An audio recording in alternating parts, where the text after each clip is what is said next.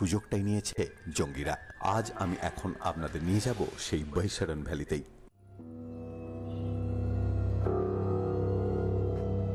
পুরো কাশ্মীর যেহেতু পর্যটন নির্ভর, সেজন্য পর্যটক না এলে এখানকার লোকেরা কিন্তু না খেয়ে মরবে। তাদের মধ্যে প্রান্তিক যারা, তারা হচ্ছেন ঘোড়াওয়ালারা। সেই রকম এক ঘোড়া নিয়ে আমরা উঠেছিলাম মৃত্যু উপত্যকা বৈশারণ ভ্যালিতে। Hello and welcome to Pahalgam. আমি এখন পেহেলগাঁওয়ের মার্কেট প্লেসের সামনেই কাছাকাছি একটা জায়গায় দাঁড়িয়ে রয়েছি। এখন বাজে সকাল 7:45। আমি এখান থেকে ঘোড়ায় করে যাব কিন্তু বৈশারণ ভ্যালি, কাশ্মীর ভ্যালি যে স্পটগুলো রয়েছে সেই স্পটগুলো দেখতে।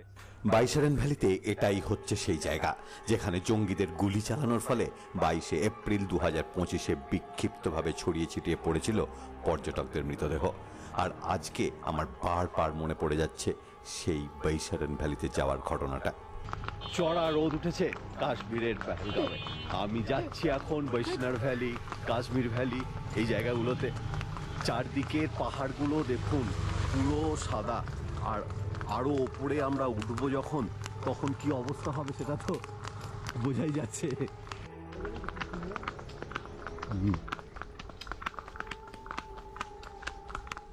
বৈশারণ ভ্যালিতে যাওয়ার রাস্তাটাও অসাধারণ।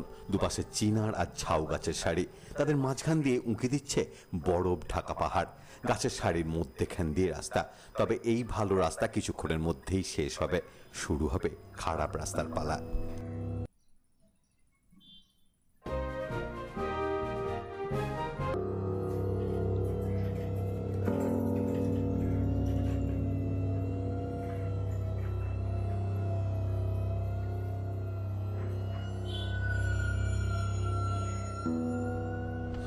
অন্যান্য সমস্ত ঘটনার মতন আমারও মনে পড়ে যাচ্ছিল ঘোড়া চালক আসিফের কথা। বাচ্চা ছেলে, এটাই তার জীবিকা। পড়াশোনা নামে মাত্র, পুরো সংসারের জোয়াল এই বয়সেই তার কাঁধে।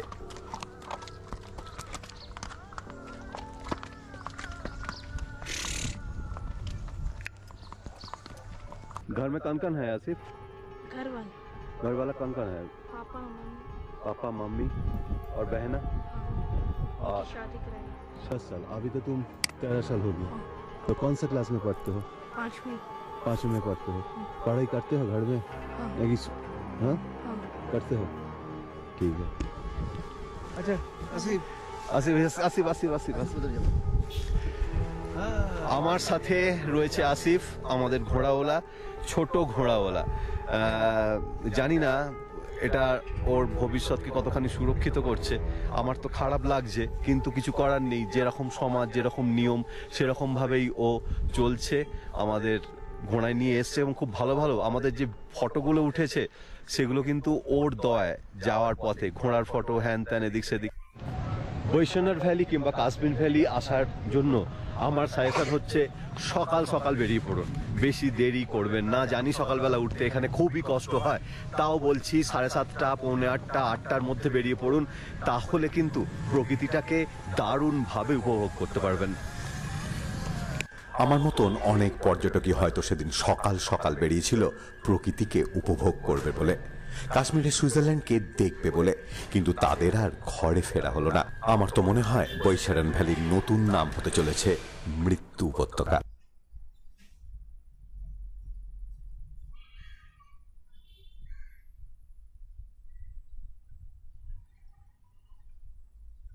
খুবই দুঃখজনক এবং সবাই যারা মারা গেছে সবাই হিন্দু ছিল।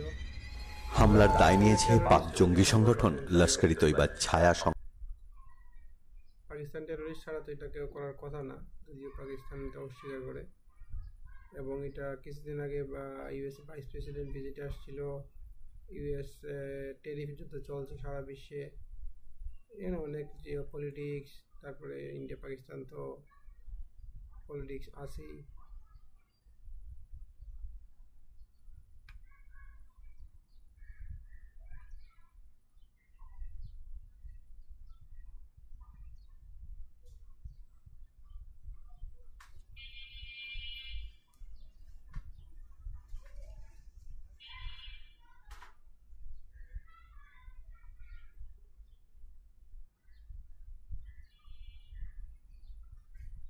সুন্দর একটা জায়গা, যেটা মিনি সুইজারল্যান্ড বলা হয়। এই যে জায়গাটা এবারে মিনি সুইজারল্যান্ড, খুবই সুন্দর। গঠন দ্য রেজিস্ট্যান্স ফোর্স। এই জঙ্গি আক্রমণ শুরু হয় দুপুর 2:40 নাগাদ। তারা এসেছিল সেনা পুলিশের মতন উর্দি পড়ে। এমন একটা সময় হামলা হলো যখন কাশ্মীরে পর্যটনের ভরা মরশুম শুরু হচ্ছে। অমরনাথ যাত্রা শুরু হবে 3রা জুলাই। আর অমরনাথ যাত্রার অন্যতম পথ হচ্ছে এই পাহেলগামের ওপর দিয়ে। হামলার পরে পাহেলগামের সমস্ত হোটেল, গেস্ট হাউস বন্ধ করে দেওয়া হয়েছে। আমি যতগুলো ঘোড়ার পথে গেছি, এই রাস্তাটা সব থেকে ভয়ঙ্কর, খুব ভয় লাগার মতো। নিচের দিকে তাকানোই যাবে না। পাশে ঝর্ণা বয়ে যাচ্ছে, মানে নদী, আর এদিকে পাহাড়।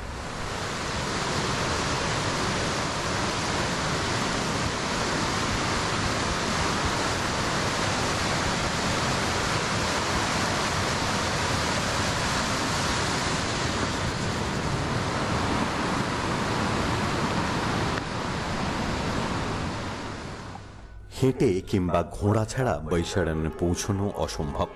পেহেলগাঁও থেকে প্রায় 5 কিলোমিটার বৈশারণ ভ্যালি। অনেকটা খাড়াই এবং বিপজ্জনক পাহাড় ভাঙার পর চারিদিকে পাহাড় আর সবুজ উপত্যকাই হলো বৈশারণ ভ্যালি। চলে এসেছি Baisaran valley. Welcome to Baisaran.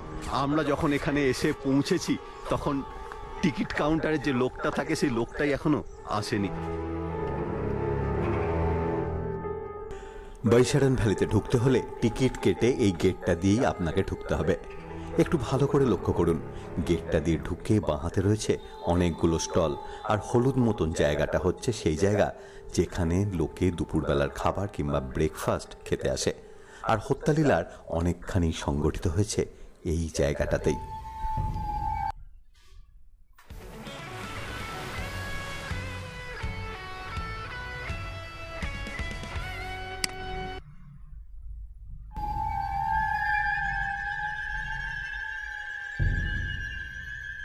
প্রত্যক্ষদর্শীদের কথা অনুযায়ী দূরে যে সবুজ বন দেখা যাচ্ছে সেখানেই সেনা পুলিশের ভেগ ধরে বসেছিল জঙ্গিরা। কিন্তু প্রশ্ন হলো, তারা এখানে এলো কিভাবে? শোনা যাচ্ছে কিস্তুবার থেকে কোকের নাগ হয়ে বৈশারণ ভ্যালিতে এসেছিল জঙ্গির দল। কড়কড়ে রোদ, তীব্র ঠান্ডা হাওয়া। আমি রয়েছি বৈশারণ ভ্যালিতে।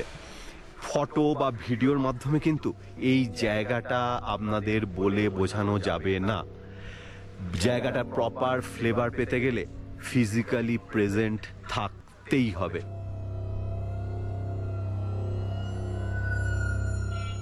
এখানে 10:30 11টার পর থেকে কিন্তু লোকজনের ভিড় ভাড়াক্কা শুরু হয়ে যায়। ঠিক 11টা 11:30টার পর থেকে ভিড় শুরু হয় বৈশারণ ভ্যালিতে। এখানে পাইন কেরা প্রান্তরে রয়েছে অনেক ছোট ছোট রেস্তোরাঁ।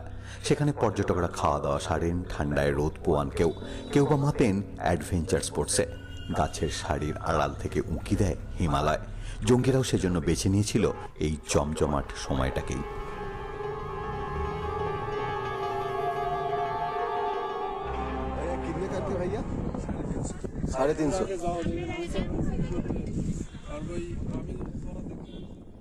অন্যান্যরা সবাই যেমন খাওয়া দাওয়া সারে, আমিও টুকটাক খেয়েছিলাম সেদিন। কাশ্মীরিরা মুড়ির চাট কেমন বানান সেটা জানার খুবই ইচ্ছে ছিল। ভগবান জুটিও দিয়েছিল। তবে এই হত্যা যেদিনকে সংঘটিত হয় সেদিনকেও হয়তো এই মুড়িওয়ালা ছিল এবং চোখের সামনে দেখেছে পুরো হত্যালীলা।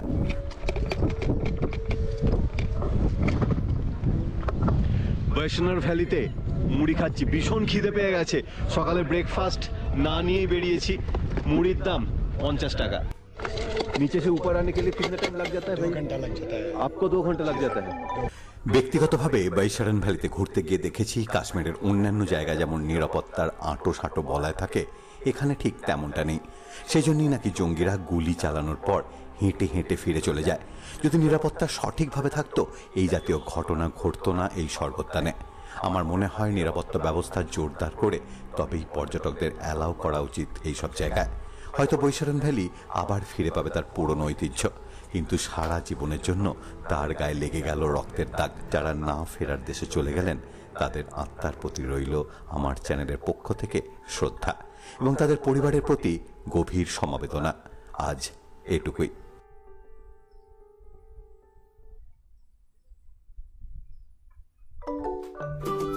is calling. Find great deals and start your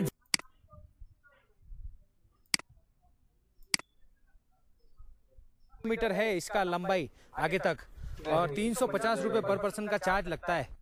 देखो आप कितना खुला खुला है। तो इस जगह का जो नाम है मिनी स्विट्जरलैंड, बिल्कुल है घास के। यहाँ पर कश्मीर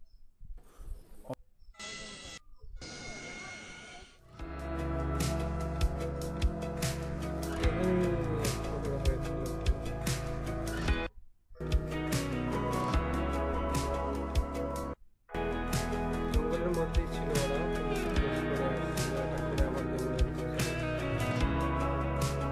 নিরাপত্তা বাহিনী নাই, আর এই সুযোগটা এরা নিয়ে।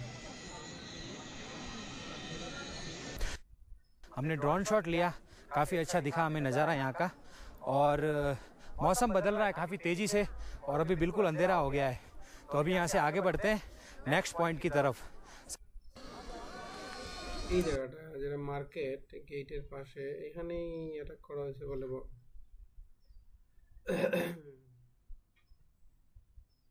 মানুষের ভিড় থাকে এখানে।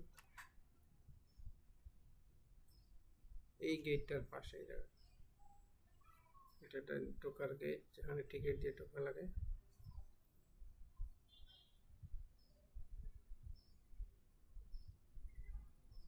এটা তো কাশ্মীরিদের জন্য একটা ক্ষতি, তাদের টুরিস্ট কমে যাবে, ইনকাম কমে যাবে।